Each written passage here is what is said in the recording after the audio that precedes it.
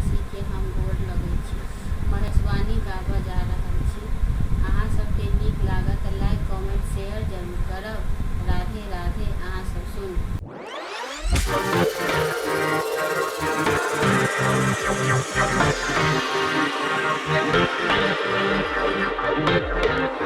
बलल दुल्हा के कहुना कपाल गे, अलल बलल दुल्हा के कहुना कपाल गे।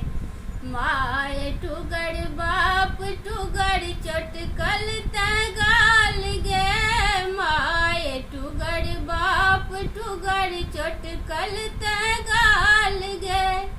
चोरा नुका कोना खेता जकरा ने जाल गे, अलल बलल दुल्हा के कहुना कपाल गे, अलल बलल दुल्हा के कहुना कपाल गे।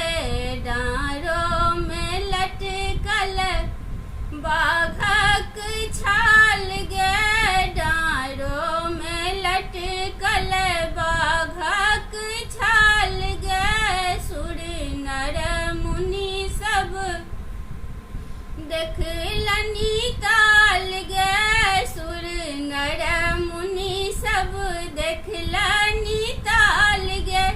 शिव के रूप सब शिव के भूप सब नंगटे बेहाल गे, अलल बलल दुल्हा के कहुना कपाल गे, अलल बलल दुल्हा के कहुना कपाल गे। केहन लिखल विधि गिरजा के भाल गे, केहन लिखल विधि गिरजा के भाल गे। टुकुर टुकुर तकै छथि, टुकुर टुकुर तकै छथिन चंदा बेहाल गे, अलल बलल दुल्हा के कहुना कपाल गे, अलल बलल दुल्हा के कहुना कपाल गे, अलल बलल दुल्हा के कहुना कपाल गे। राधे।